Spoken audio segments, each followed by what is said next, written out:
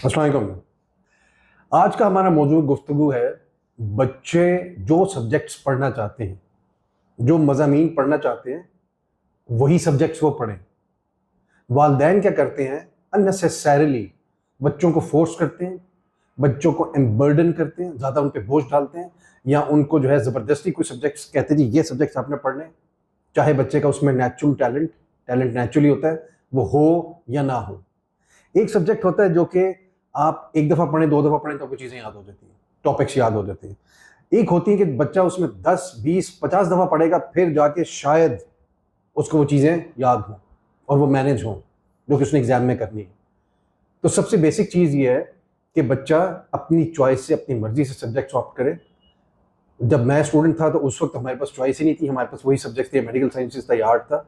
इस वक्त बच्चों के पास बहुत एक्सटेंसिव और डाइवर्स चॉइस है। जो सब्जेक्ट्स भी स्टूडेंट्स पढ़ते हैं वो सब्जेक्ट्स उस पर फोकस करके पढ़ें, एनग्रॉस करके पढ़ें, उसमें इमर्स करके पढ़ें, एब्जॉर्ब करके पढ़ें। और उसके अलावा सिर्फ पढ़ाई नहीं करनी, आपने बाकी भी सारी एक्टिविटीज़ करनी है। करिकुलर पढ़ाई, को करिकुलर पढ़ाई से रिलेटेड, एक्स्ट्रा करिकुलर स्पोर्ट्स, जो भी एक्टिविटीज़ हैं सब में पार्टिसिपेट करें। वीडियो गेम्स भी खेलें, आउटडोर स्पोर्ट्स भी खेलें, इंडोर स्पोर्ट्स भी खेलें, कैंटीन में भी जाके खूब अच्छी सेहत बनाएं, लाइब्रेरीज में भी जाएं। सबसे ज़रूरी जगह है दुनिया की लाइब्रेरी। वहाँ जाके बुक्स को पढ़ें, किताबों को पढ़ें और अपने फूड फॉर थॉट क्रिएट करें। तो सब चीज़ों को लेकर आपने इकट्ठा चलना है, सिर्फ पढ़ाई भी नहीं करनी, बाकी भी सारी एक्टिविटीज़ करनी है।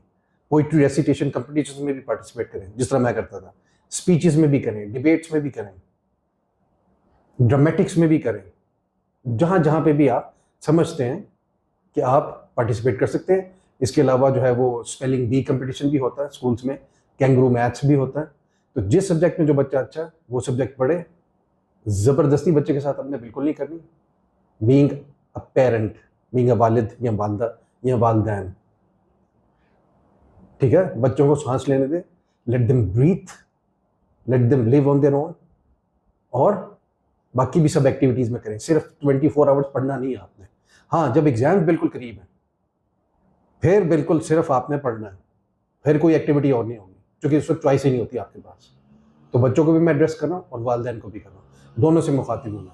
अपना ख्याल रखें, बच्चों पे ख़ास ध्यान दें और अपने आप पे भी ख़ास ध्यान दें। Thank you.